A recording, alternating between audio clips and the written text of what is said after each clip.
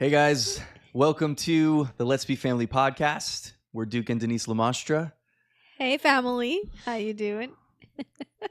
Thanks for joining us. It is hot. It is very Just realized hot. how hot it is in this room. It's the Texas summer. Summertime, Our summer vacation. second summer in Texas, and I still have not gotten accustomed to the heat. It's so hot. It's so hot. I can't. It's not just the fact that it's hot. Right now it's humid, which we were accustomed to humidity when we lived in Alabama, but it's like a different kind of humidity here.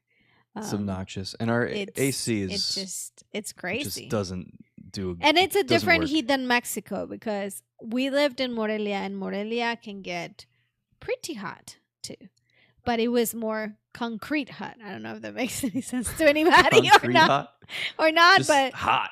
The city is just hot. But it was dry. Like, yes, dry. It only the nice thing about their heat when raining season is that you can tell it's gonna rain because it gets really cloudy and it starts getting really windy, and it's like kind of nice. Like you get this expectation of like, oh, it's gonna rain, and even people say like, huele a tierra mojada.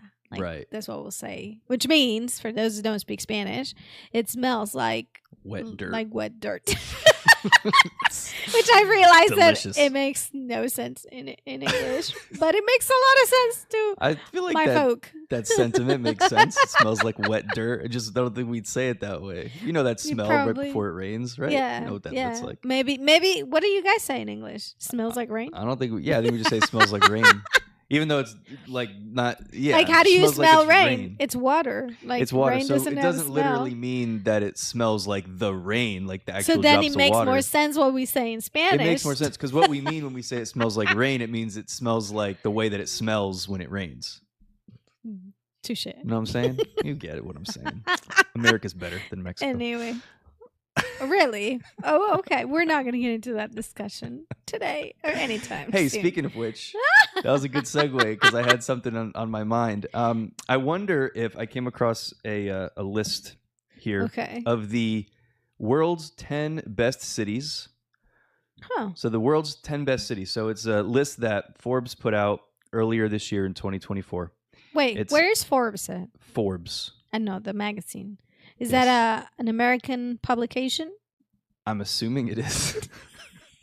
Because I could just say maybe that's just bias because it's in the United All States. All of the cities are in America. No. I'm just kidding. But Forbes put out the list, but I don't believe they did it. I think it's according to something called the Time Out Index. Oh, interesting. Rankings are based on food, culture, nightlife, how the city makes people feel, and more. And this list reflects cities that are great places to visit, but also to live. So I wonder if you can guess the top 10 world's best cities. I will give you some clues, but I want to see if you can get a couple of them. New York is definitely in the top 10. If you had to guess, what number on the top 10 list would New York Probably be? number like in the top 5. In the top 5? Yeah. Yeah. Keep going. What do you think? What do you think? What do you mean keep going? Like it's another in the city? Top 5. Oh, okay. No. I'm saying New York is in the top 5. I'm just stalling here. New York is in the top 5. Which one, like 1 through 5? What do you think New York is? Just pick. Probably 3. It's actually number 1. It would have to be either 1 or. I don't know if there's any other city that people love. It's like the idea of New York just being. Yeah, I love New York City. I mean, it's a place. I don't like the cost of living in New York City for sure, but yeah. Not that I've ever had to pay it, but it's just no. I think the whole idea in my dreams, I would love food. to live in New York City. Yeah. I think people just agree that the food is incredible. Really, it's food from all over the world, though. Yeah, so it's kind of cheating. It's just funny because it's just I think New York City is just like a hub of so many cultures and there's so much diversity in display. So that's why. And I think, New York City, you have Little Italy, then you have like Chinatown.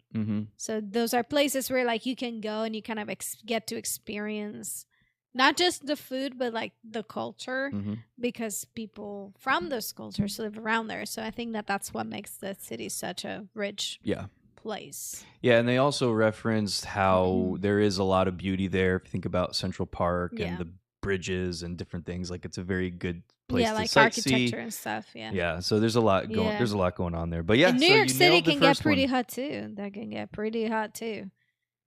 Summertime. Concrete jungle. Yeah, concrete jungle. Heat is bad too. Yeah. Going back to the heat. Yeah, so you nailed it. You nailed the first one. So New York City, you got the first one. There's so the what other cities do you think would be in the top 10? Let me give you. Let's see, Chicago. Nope. No. Let me tell you that there are Oh wait. San Francisco. No. Listen, in the world. Oh, in the world. Oh, not in America. In the world. So So New York City is top of the list in the world.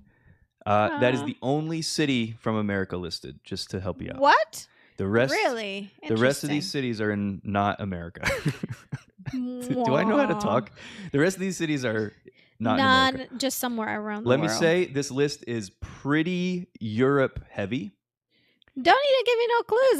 Let's just get to like I mean I mean, if you give me clues, then you're gonna end up telling me. So I don't know. So let's all right, keep going. You don't Santorini. These don't have to be in order. Just Santorini. Is that in the list? You made that up.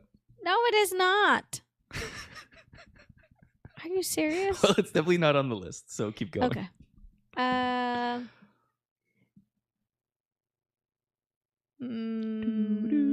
Paris? Actually, no. Paris is not on the list. How about Venice? Venice is not on the list. Are you serious? I'm serious. Because that would be, to me, I feel like that would be one of those cities that is like awesome. I think Venice is like absolutely beautiful and a great place to visit. I don't know whether or not maybe it's like a very touristy. Oh, it's not a great place to live. Oh, I don't know. I'm speculating. I have no idea. I don't know what the food is like there. I don't know. Greece? Greece is a country, right? Greece is a country. Yes, not a city. Indeed. Okay. Like a city. But no, there's Greece. no cities in There's Greece. There's no Greece on this city. List. No? There should be. I believe. Greece is beautiful. I think, but anyway, there's not. Madrid. Madrid is on the list. Madrid is number 5. Good pull. That should have been actually like I think it was in my mind sooner than I said it. Madrid, Spain. I think I'm thinking more of like countries instead of cities, so that's why. Well, if you say the country, I'll tell you if it's yes or no, and then I'll. I would say Mexico City. It has to be there. Mexico City is number 6. Yeah, it has to be there. Mexico City has to be there. And I totally agree that Mexico City should be on this list. Yeah, and I'm glad they recognized it because I was kind of surprised to see it on there, especially in number 6, just because I feel like sometimes Mexico gets bad rep. Overlooked. You know. We get a bad rep because of the drug dealers. Yeah, because and the crime and all that. I mean, I just said it. Somebody else was thinking it, but I said it. Why are you laughing at me? Besides, I can say it. I was born and raised in Mexico City. Yes. So I can get away. With it. I'm Chilanga from the heart. So there's 7 left. 7 left. 7 left. So we got Madrid, Mexico City, New York, Tokyo. Tokyo is number 8. Yeah, good Tokyo. Pull. Yeah, I love me some. Lights and everything. Lights. Yeah, I mean, I'm just like picturing in my mind like Tokyo is very Tokyo. I don't know how to explain it. It's very Tokyo-y. It's very Tokyo very esque. I want to say Asian, but I don't want to be offensive. Forgive me, pardon me if that sounded offensive. All right, let's move. Let's move on before we get into dangerous territory here. Australia, Sydney. There is nothing in Australia. Really? Huh. Mm-hmm. Let's see what else. Morocco. Morocco is not on the list either. Really? I mean, Morocco is a country, but so it wouldn't again. But there's nothing there's no in Morocco city from on the Morocco. List. Yeah. Oh, okay. By the way, Paris in Paris was number 11. Chicago is number 14. So I said some that were there. Yeah, you said just some that not were the good top guesses. 10. They're honorable mentions, but they were not honorable in the top mentions. My list was actually top 20, but I felt like doing 20 of these would just be too much. Obnoxious. So okay. So how many I had? All right. So you got like 3. You got NYC at number 1, Madrid at number 5, Mexico City at number 6, Tokyo at number 8. So you've got 6 left to go, all kind of scattered throughout. Wow. Want a clue? Sure. All right. One of these cities is in Africa. I was wondering if there was something in Africa. I don't think I know. Only one of them's in Africa. Africa is so big. The bottom of Africa. That does not help me. I'm not Elijah, by the way. So, quick story. My son last summer memorized 57 flags. No, like all of them. Yeah. Isn't there 57 or 62 or something like that? There's like a 200 and there's like 192 or 100 and yeah, it's pretty amazing. Like he did it in like probably like a couple weeks or 10 days. He just like sat down and started memorizing the flags, and he will like quiz himself and everything. And he can see a flag and tell you exactly what country it is. Exactly what country it is. Even like the most obscure countries. Yeah. Countries I don't even like know what they are. Yeah. And then he knows what their flag is. Yeah, that's pretty cool. I just thought about that as you were talking about cities. I was like, well, Elijah would probably know.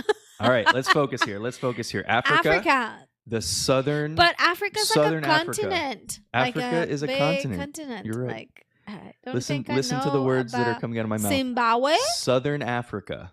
There's a country in southern Africa. The very bottom, like the southernmost. Okay, it's called South Africa. Do you remember that country? Where Timo's from? we we know lots of people from this country. Yeah. All right. No, I didn't think about it. We actually know lots of people from South Africa. We do. All right. So South Africa, there's a town. Do you know the cities? Oh, I think it's the capital of South Africa. See, I want to say there's a word in my head, but then I'm gonna look like a complete dumb. You could dumb. You want to just like whisper it to me? And he's like Copenhagen. No, I just thought about it because it made me think of a movie. That's not even in Africa. Never mind. All right, so it actually sounds like that though. So maybe that's what you were thinking. It's called. Let me tell you. Sure. It's called Cape Town. Yeah. Mm-hmm. So I kind of see where you're going there. The Copenhagen vibes. It's like you were hearing the Lord but didn't interpret it well. Anyway. Oh yeah, for sure. Let's go with that. All right, now everything else. There's 5 more. They're all in Europe. France. There's no more. Wait. France, a country. There's no more France. There's no more France. Is there any Italy? There is one Italy. Oh. Cilicia? No. Oh. It has to be somewhere where it's close to the... This was an empire that covered a lot of the world at one point. Rome. Mm-hmm. Yeah. Yep. Rome is number 9. Oh, okay. There's one that you're not going to get. I mean, you might know the country, but I mean, I don't think I've never heard of this city before. But it's a city in Portugal is number 10. It's called Porto. Yes. I've heard of it. You've heard of that one? All right. So that's number 10. Okay. So we're missing number 3 and number 4 and number 7. 3, 4, and 7. They're all in Europe. I'll tell you 2 of these cities. What about Prague? That's a good guess, but no. I'm trying to think of all the countries in Europe. 2 of these, I'll give you one more clue. 2 of these are in England, actually. 2 of them are in England. And one of them is not. 2 are in England. Yeah, I wish I could tell you I'm very traveled, but... Okay, do you know like the main city in England? Like, what's the main city in England? I probably heard of it, but I can't think about it right now. It's like when you put me on the spot, it's like... Like where the bridge is? London? Yep. Yeah. London is number 4. I just like completely forgot about London. Yeah. Yeah, it's hard when you're trying to think. Yeah. And then there's one more city in England. I don't know anything about the city itself, but it is they have a very popular football club. Not Manchester. Not Manchester, but it's another very popular football club. No. Liverpool. Liverpool is number not 7. Ringing any bells. No bells. Liverpool, and then number 3 is definitely a city that you know. Definitely heard of it. Is that in Canada? No, it's. I told you. They're all in Europe. They're all in Europe. So this last one, number 3, the city of. Okay, so it's in Europe. Let's see. I'm trying to think if I can give you a clue. There was a wall there that divided this city. Berlin. Berlin is number 3. So. So we got NYC, Cape Town, Berlin, London, Madrid, Mexico City, Liverpool, Tokyo, Rome, and Porto, Portugal. Wow. That's your list, everybody, of top 10 cities. Get out there and visit them. Yeah. Wow, now I'm going to have to Google some of these cities. What do you think? Do you agree with that list? Disagree with that list? I mean, I definitely New York City is definitely on my top list. Paris would be one for me, I think. London, definitely. I can see London. I can see why London is in that list. Mexico City, yeah, definitely. Number 12 was Mumbai. And then Lisbon's Portugal, right? Lisbon, yeah. I've heard about Lisbon. All right. Interesting. But then I looked up because I didn't know what Porto, Portugal was, so I wanted to look it up. And then I was like, I wonder if that's where Ronaldo's from. And then it wasn't, but then I looked up the city where he's from. The city where he's from is amazing. I was like, why is that city not on the list? I forget what it's called, but he's from this city that is just beautiful. It reminded me of Catalina Island and off the coast of LA.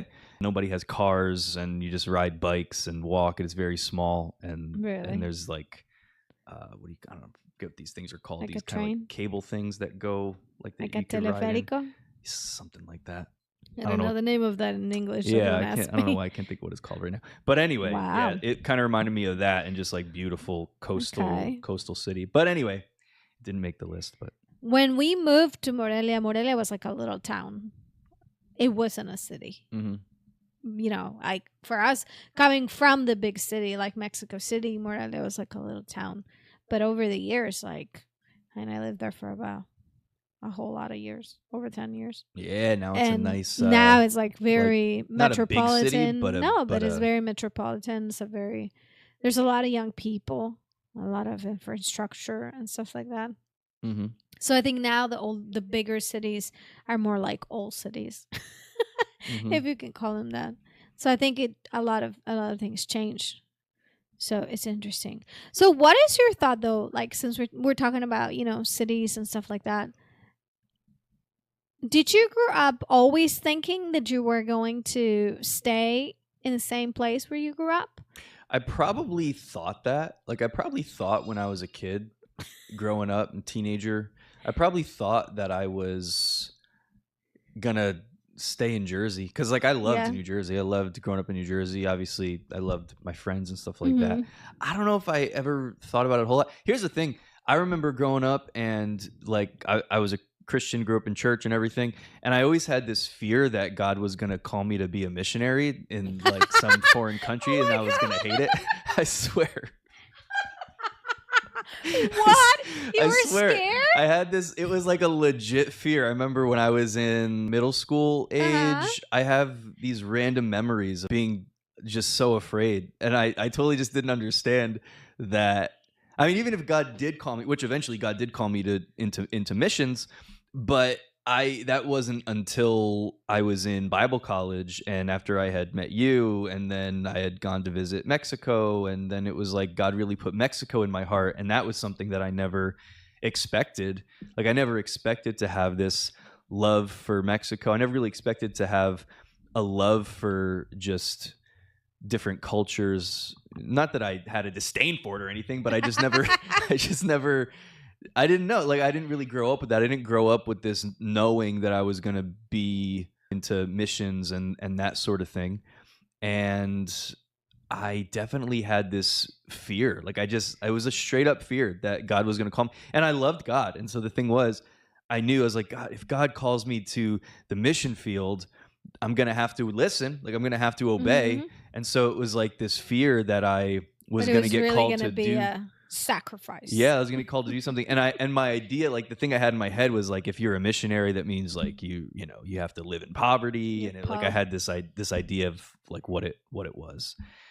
Huh. So interesting. So I actually never thought that.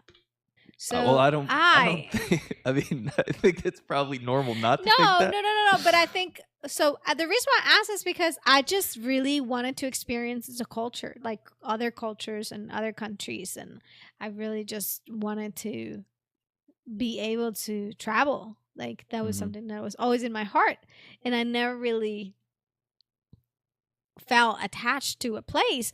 But I do recognize that there are people that they do, like they have this sense of, and I'm not saying one is better than the other. No, I just thought that sometimes we don't think about those things, and they're all connected ultimately to like what is our purpose and what is our assignment. So that's why there are people that I believe God's purpose for them is to be in that place for a very long time, you know, and they marry somebody they grew up with and friends.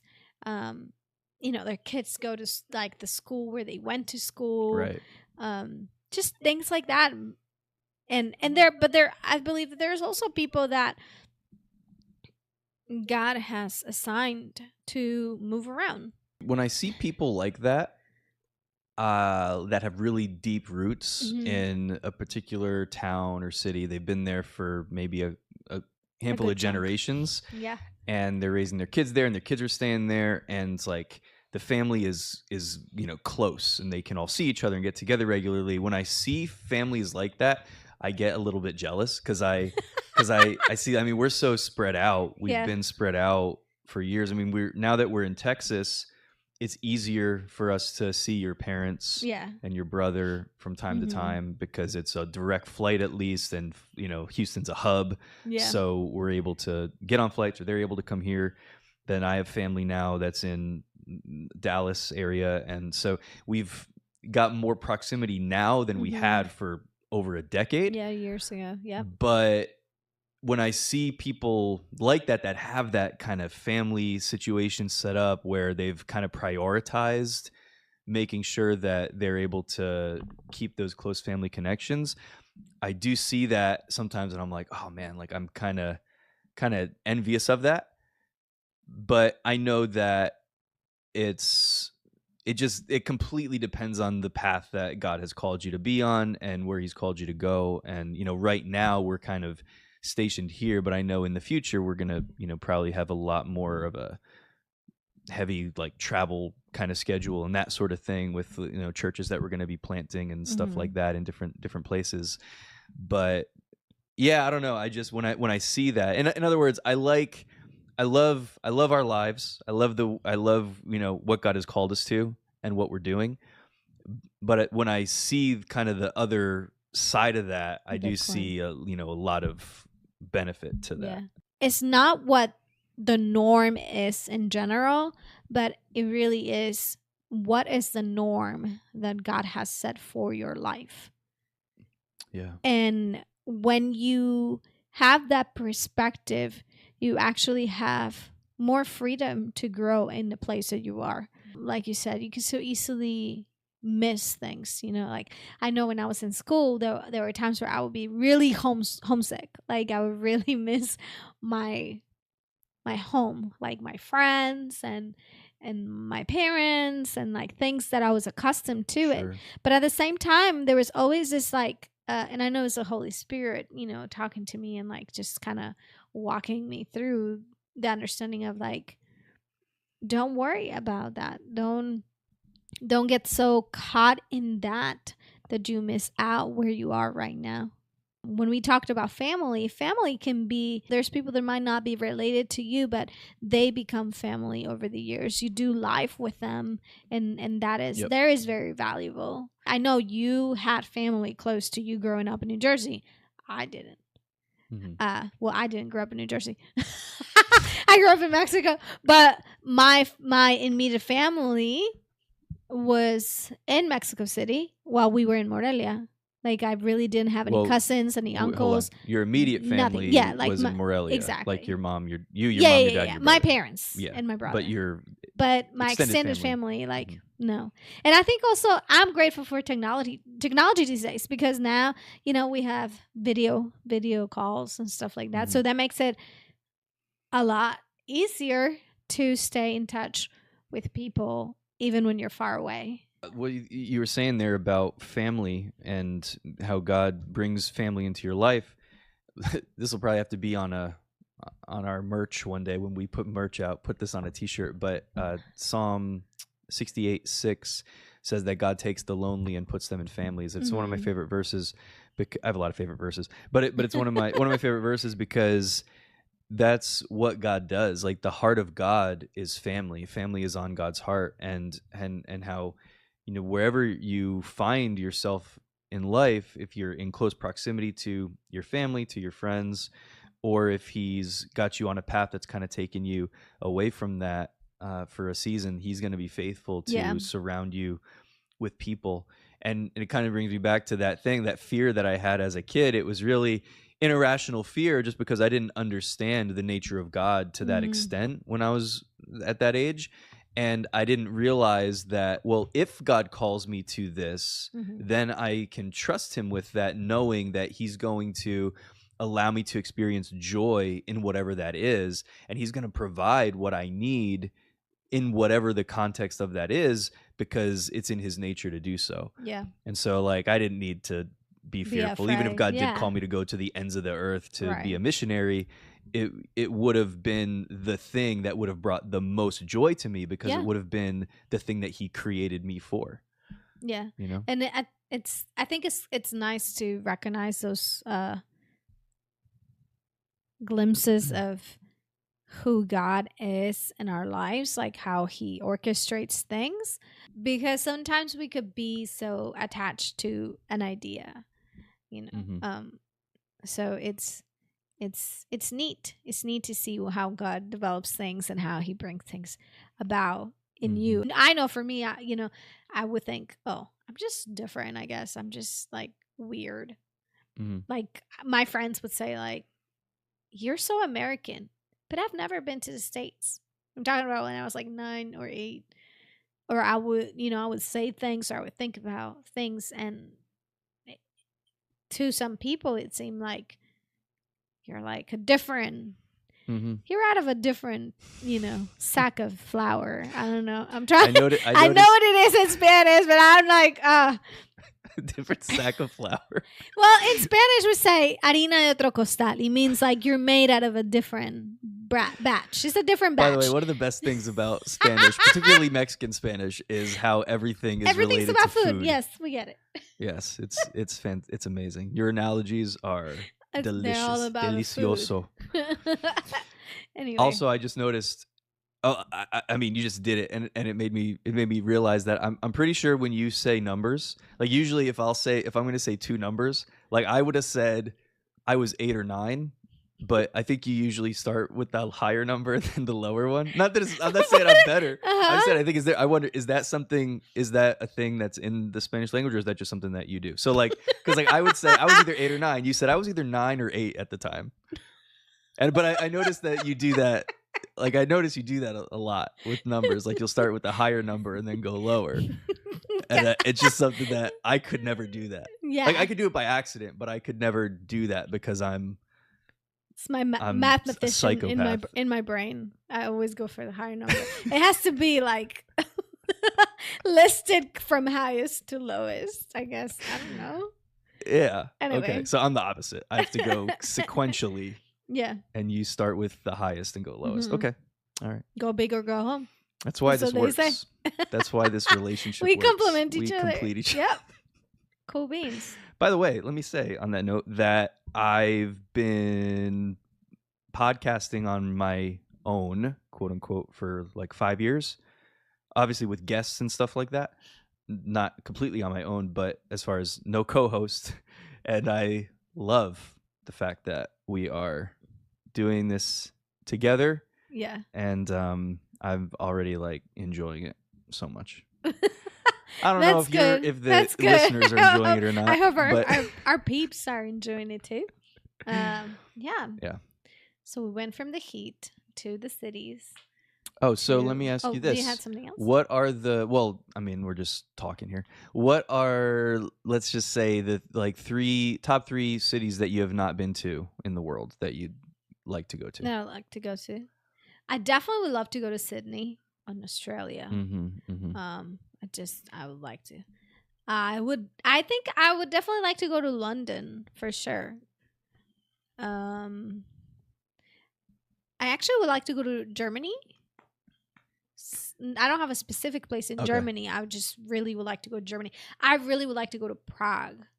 So my best friend, her husband was in the military, so they were stationed in Germany for some time. And I love hearing the stories. Like, she would tell me how easy in Europe it is to like kind of get on a train and then you go from one country to another. So that would be something that I would really like to do.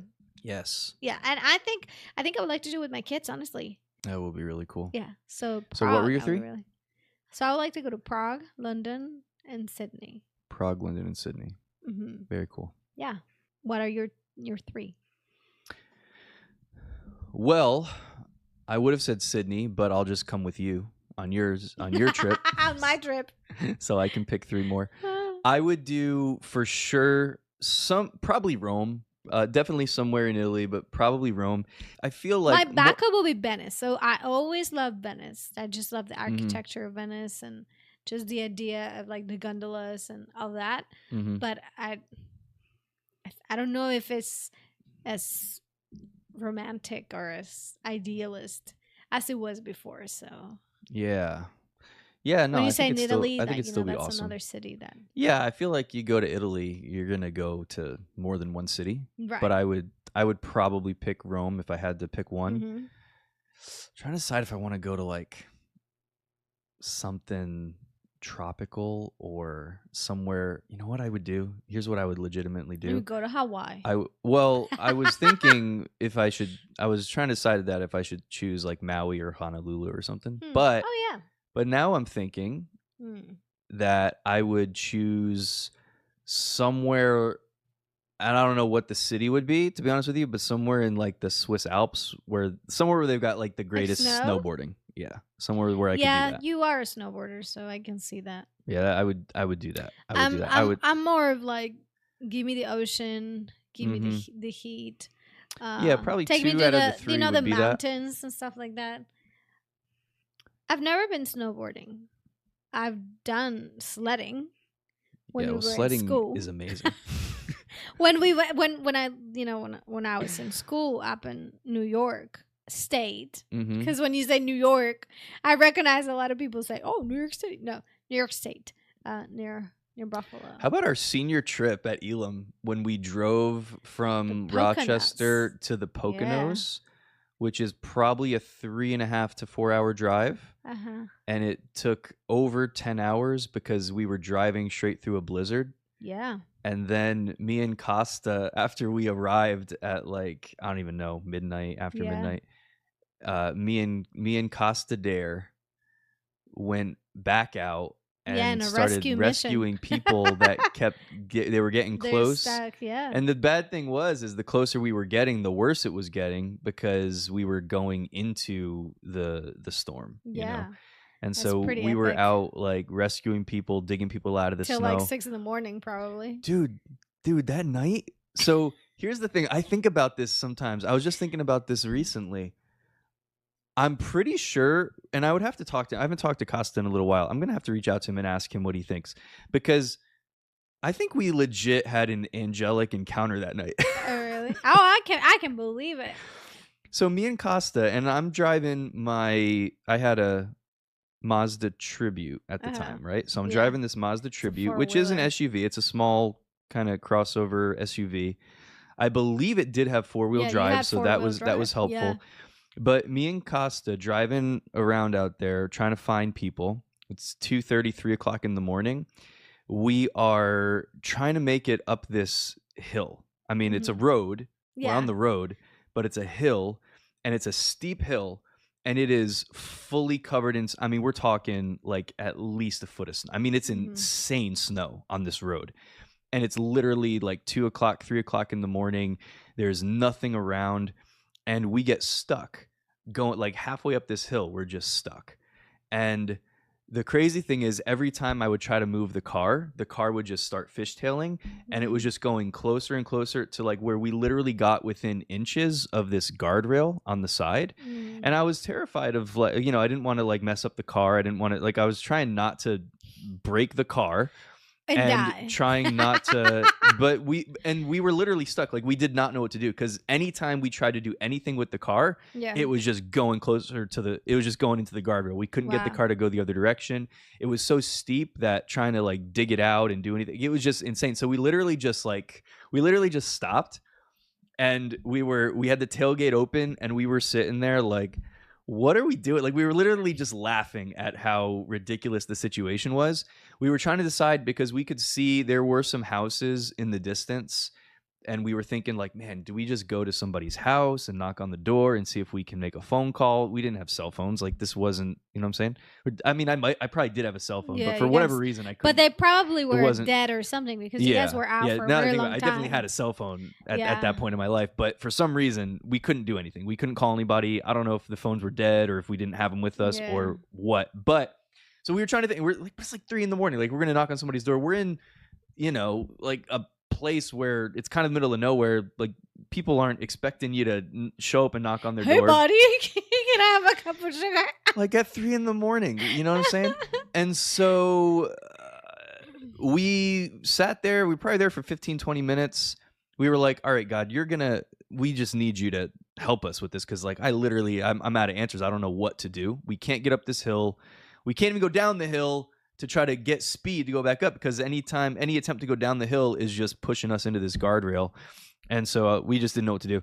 And then out of nowhere, like, we prayed, and I think maybe 5 minutes later, this big SUV, like a real SUV, shows up, and they come, you know, they come and they stop, and they're like, hey, do you guys need help? And we're like, yeah. And so whatever they did, they hooked up a rope or something to our car, and they just like pulled us straight up the hill and got us out of the thing. And it was so weird, because they were like, yeah, we're on our way to this wedding or something. And it was like 3 a.m, and these people just showed up out of nowhere and like pulled us out of the thing. And we were like straight. And then we were sitting like in the car, like, dude, what just happened? Was that real? Like, were those real people? We didn't know, but it was just such a thing where we felt so hopeless. Like, we felt like we didn't know what to do. We were like, I feel so useless right now, not having the answers here. And then it literally got solved by these people that just randomly showed up. And maybe it's normal for people to be going to a wedding at 3 o'clock in the morning. I don't know, but maybe they were coming back from the wedding. Yeah, maybe they were lit, you know? Okay. Yeah. So, but it's cool when I don't know if they were angels or not, but I like to think they were, or it was either way. Even if they weren't angels, that God was in it. You know? Yeah, the God solved it. Yeah. Yeah, I have a crazy story like that too. Yeah. But it has nothing to do with snow, and I was probably like 12 or 11. You might need to talk a little louder. Yeah. I'm trying to remember, because I was fairly young when this happened, and we had gone on vacation to Lázaro Cárdenas, and the highways to get there, so you get to a certain point where you are very close to the edge of the mountain, and something happened, and we spinned around. We nos volcamos. Like, we flipped 3 times. You flipped, yeah. And so, and this was... Oh, by the way, I saw a car fire today. Oh, interesting. I didn't mean to interrupt you. Keep going. Now we're starting to talk about accidents. Anyway, so we flipped over, and like our car was a Ichiban. Ichiban. And it was one of those... What is an Ichiban? I forget. It's a van? Yeah, it's like a van, but there's no seats in the back because it's for transportation. So my my parents are in the front seat with my brother because my dad's driving, and my mom and my brother are in the front seat. And I'm just in the back with the suitcases. And I'm laying on a, stop it. I'm laying literally on a sleeping bag because I'm just chilling. How old were you? Did you already say how old you were? Yeah, I was about 12 or 11. 12 or 11? Stop. I got you. Now I'm going to be thinking about it. Stop. I nailed that one. So, I'm just like in the back. I was listening to music or doing something, and then all of a sudden I just see the suitcases like flying. And I end up with, I was like on the roof of the Ichiban. Wait, the ceiling, not the roof. Like inside the car. You were inside the car. Yes. Right? Okay. Well, what is the same thing? Ceiling or roof is the same in Spanish. Well, that's not the roof. El techo. That's the ceiling. El techo is the same thing. El techo de arriba o abajo is the same. Entre dicho y hecho. Stop it. Sorry. So, and well, you have to understand. So when you experience something, and when you're bilingual and you experience something on a language, is like your brain directs it in that way. So I'm having to translate this story in my brain to tell it to you in English because I experienced it in Mexico. Never mind. Stop it. Anyway. You are doing amazing. I'm just messing with you. So my dad gets out of the car, just checking that everybody's good. I have no idea where my shoes are because all the luggage is like on top of me. I'm literally under this like sleeping bag. And I'm just like thankful that nothing like fell on my head because that's what I was concerned. Mm-hmm. And this is summertime and it's hot as I don't know what outside. So we open the door. I have no shoes on and I'm just like barefoot in the row. And we see the car and like the car is literally like halfway out of the mountain and the other half over here. Mm. And we're in like this. Like dangling? No, I don't think it was dangling, but it was like right there. It was bad. It was close. It was bad. Yeah, it was really bad. And so we're checking each other, thank God, like nobody was injured like dramatically or anything. And we're just my dad's trying to figure it out, like, how am I going to flip this car? I need to get the car back and I need to figure it out if the car's still working so we can get home. And at that time, there was no cell phones. There was no, no, you use a payphone. That's so crazy. It's so crazy that it's so crazy though that the thought is like it's so different than now, what I would be thinking. Yeah, and now it's like, oh, let me grab my phone, let me call 911. No, something. I'm thinking like exactly. Well, yeah, you call 911, but the idea would like there's no way you're getting back in that car and driving home. No, well, yeah, that's what we're thinking. Like my dad's like, what am I gonna do?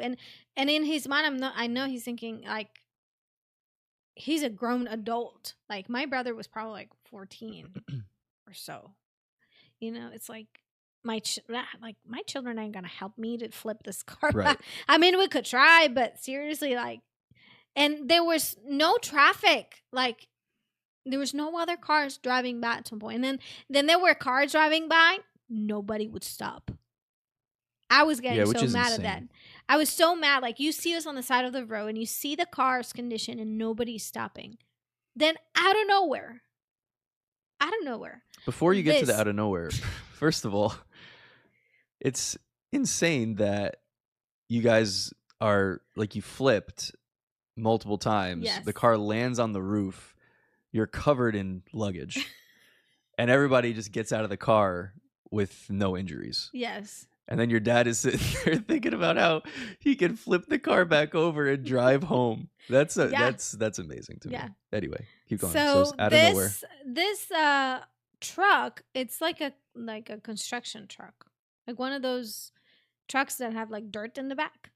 Mm-hmm. So it's like one of these trucks and they have like 10 people in the back on the bed. And they stop and they're like, "Are you guys okay? We're here to help you. We're going to help you." They were on their way somewhere, mm-hmm. right? My dad to this day, and I think he has to be right about this, but I believe that they were sent by God to just help us, because the men there were some women and there were some children with them, and like so in Mexico, after you have a accident or a one of those shock situations, somebody offers you bread, hard bread. I don't know if that's something that happens here, but does it do something? Yes, because they say that when you have gone through like shock, like eating bread or biting on a piece of bread that's hard, it helps you kind of stay out of the shock. I don't know. I don't know if there's any science behind it or not. I mean, probably. But you guys are good at science. I remember in the you guys are good at science. Okay. Don't belittle your country's No, I never said that. abilities. I'm trying to figure out if that was what was that. Okay. I remember in the movie Taken, when it's like this girl has a really traumatic experience and he gives her like a Coke or a soda and he's like, drink some of this, it'll take the help with the adrenaline and all that. It's like I don't know if it was the sugar or the caffeine. Yeah. But anyway, I don't know. So anyway, so these ladies are like offering me like you get us some pan and you want to eat a piece of. I was like, no, I'm fine. And all I'm thinking is like, my feet hurt. Like I have no shoes. I have no idea where my sandals are because I was wearing sandals before this happened. Mm-hmm. And my sandals are somewhere in that car. Now, again, there's, glass all over our luggage and everything. So that's why my dad wouldn't let me go try to find my sandals because he's like, no, you're going to get caught or something. Mm-hmm. Just don't worry about it. These men helped my dad flip the car, pulled it out of the edge, flipped the car. They had plastic, so they help us. We ended up like taping the windows because the windshield was gone, the windows were gone, like all that was shattered. I think only the passenger window was actually still there, and but it was stuck, like you couldn't bring it down because something happened to that ledge. But my dad's side of the window and and we were probably still easy, like about 4-5 hours away from home. So they help us, get the car into a condition that we could drive it, get somewhere. And there was no GPS at that time. It was a map. Like you just know where to go. Like my dad just knew how to get home from there. And they told my dad, hey, we're gonna lead you back towards like the next coming city, and then we'll go our way. But we want to make sure you guys are okay. It started raining in the middle of like that time frame between we flipped the car, we were able to get in the car, they cranked the car. Some of them were like mechanics and they had like tools and they fixed something, they did something to the car, and then it starts downpouring and we literally like they disappear, like we never saw them again. But we didn't make it home.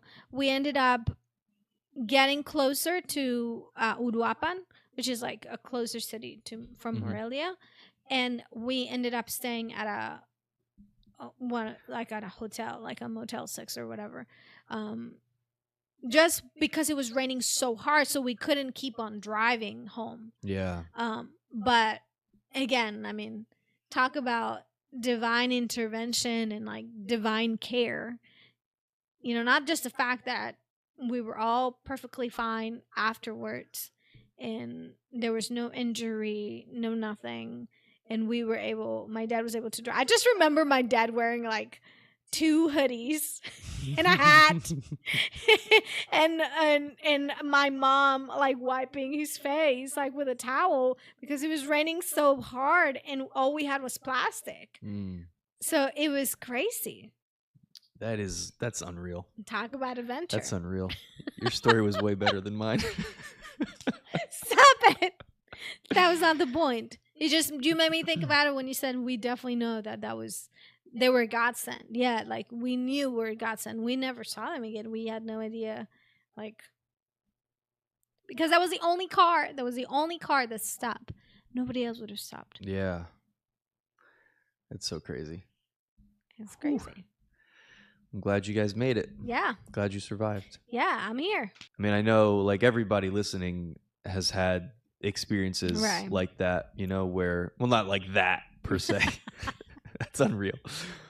But everybody's had those experiences where something could have been really terrible, and something just happens. Something happens, and call it divine intervention or whatever you want to call it. But it's just, I feel like there's many times where either I could have done something or something could have been done to me where my life could have just taken a really bad turn or even ended. And just by the faithfulness of God, he protected us and, got us through. And it's crazy. That story is awesome. The interesting thing is, like, we never saw the cops, by the way. Like, we never saw a cop stop by where we had the accident, and like nothing. Yeah, I mean, today somebody passed by. Even if they didn't stop, they would have called. But at for help time, and reported like, it. No, like, unless somebody, like you said, had the ability to report it or something. No, man, different world back then. It wasn't even that long ago. Was that 30? Not even 30 years ago. No, because you were like 12 or 11 at the time. Stop it. There was a tiny rock that got stuck in the tire that caused it blew the tire up, and because the tire blew up, we flipped.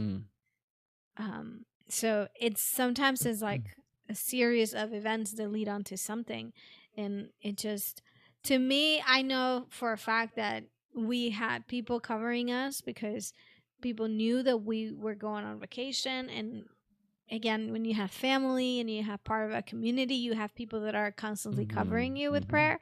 And I believe that prevented it from being terrible. Yeah, good point. So when you think about it, sometimes you can think too inwardly to say, what were my choices at that moment? Could have my choices made different? Could have been a different outcome? But again, you always have to remember the sovereignty of God. He's the one that's above everything. And I know my dad felt guilty, that happened. But then at the same time, it was like, you did what you could. Yeah, it definitely wasn't his fault. What you could. Yeah. You got the car back. You got these people, thank God, showed up, and you're able to move on. And sometimes we could get so caught in that tiny thing, of like making the right decision. And sometimes it's not because you did something wrong. Sometimes there's just so many aspects or so many things that are connected, and then things happen. And then you just have them as memories. You learn from those things. So did you like when you got home, did you guys keep driving that van? No. So the van belonged to the company my parents worked for. Okay. So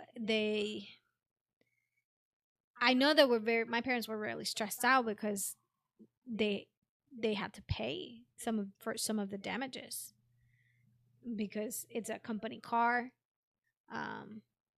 My dad was doing business in the trip at the same time, but we just were there. So back in that time, it was kind of like, if something happens when you're using it in your personal time, you're responsible for the damages of the car.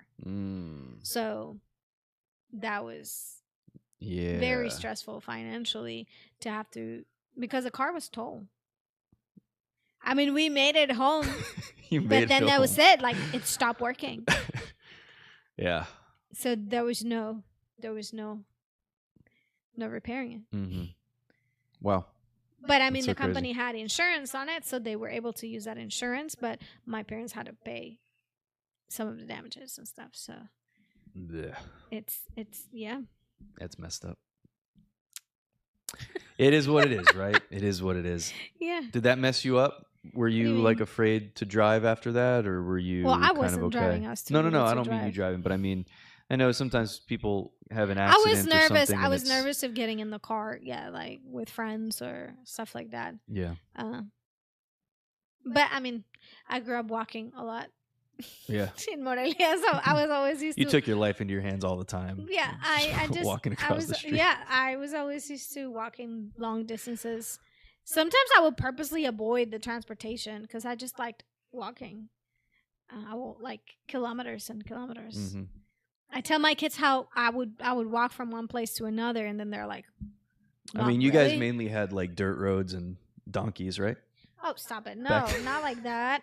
I just remember one of the first conversations that would make me so mad. I ever had with you at Elam was you. I mean, part of it was. I was really upset. We talked about a lot of things, but one of the things was just kind of you were just annoyed at some ignorance of some Americans who had this idea that like, oh wait, you guys are like you're from Mexico. Oh, did you have like electricity and stuff? like ridiculous things. Yeah. Like that. But that was a joke. Yeah. I mean, you do have lots of donkeys, but they weren't like your primary mode of transportation when you were growing up. Yes, no. Probably. If you flip a donkey, I don't think you can flip a donkey. Yeah, they're pretty sturdy. They're pretty sturdy and durable creatures. And they're very stubborn too, so they'll flip you off. Not flip you off. They will. They won't flip you we off. have a story about that. They won't flip you off. Oh, we'll not talk about that. But they will flip you. They'll flip you off of them. I said, you're making let's move on. You have a story about falling off a donkey? No. Oh, donkey flipping somebody. Oh God. Oh God. I don't know if that's no. That's not PG. If that's podcast clean or not. That story. I mean, it happened. It was a youth ministry thing, so it could be. Yeah, you gotta prepare your young people for everything when you go on the mission field for sure. So we found out. I'll keep this PG. We found out on where Denise and I were leading a mission team of young people, of adolescents, primarily adolescents and young people, but we're leading them around as a team from the U.S. that came, and we had taken them different ministry sites in Mexico and taken them around. And that day we found out that donkeys are very well endowed creatures. Yeah. And they're not ashamed of just letting the world know about it. They just let you in all their business.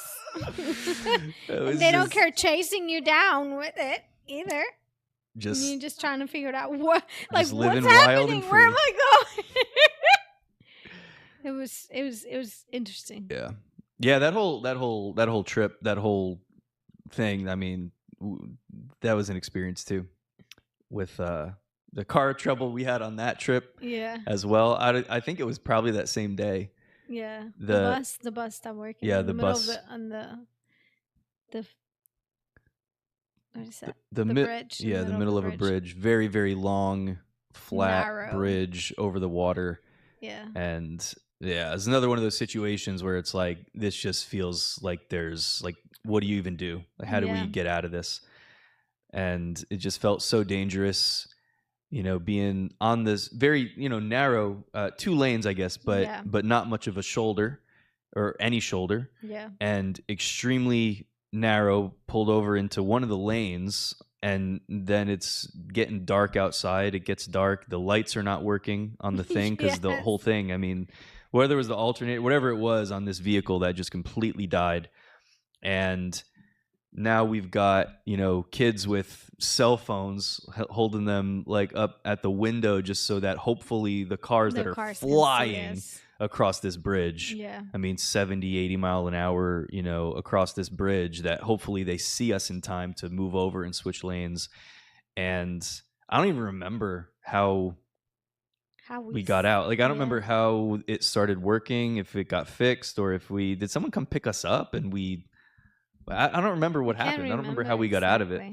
But I do remember that a really, really just powerful kind of worship atmosphere broke out as people were freaking out. And then these young people, these kids just, started singing worship songs and really the peace of God just kind of settled over everybody, and it ended up being a really, really powerful experience. But yeah, I think somebody brought like the mechanic or something like that, and they fixed it while worship was happening in the truck or in the bus. These kids were worshiping because they were experiencing like genuine fear. And sometimes we can think that spiritual situations like that cannot take place, or I'm not even sure exactly how I'm saying it, but so when you have fear, when you are going through something that can generally like take you out in your emotions, and you really are having a hard time about something, you can take hold of that and change it. It's easy to fall into despair and go into a very dark place quickly, but the same way you can do it the other way, go in opposite direction. So we started singing, and everybody just kind of started taking a moment to just say, okay, we're here, God, you're here with us. And I do remember actually somebody saying that they could see that there was, like, in the distance, it seemed as if there were like men in the road kind of like leading the cars away from where the bus was so they wouldn't hit the bus. So I want to believe that had to be God sending angels. When those moments happen, when those moments come where you just feel helpless, you feel like stuck, you feel like you don't know what to do, I mean, God always has a solution for you. Yeah. And so I think in those moments, just that coming back to that place of worship, coming back to that place of rest in the Lord, and just renewing your confidence and your trust in God.